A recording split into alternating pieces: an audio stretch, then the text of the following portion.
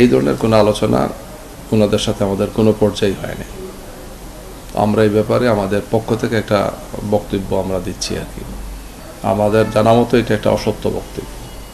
এই ধরনের কোনো আলোচনা বিএনপির কারোর সাথেই হয় নাই, ওনার সাথে তো না, কারোর সাথে আমাদের হয়নি। সরকারের কাছে তো দাবি দিতে হয়, অন্তর্বর্তীকালীন সরকারের কাছে আমাদের এই দাবি যেন কাকে চাপে রাখা বা কাকে খুশি করার জন্য এটা আমরা করি নাই।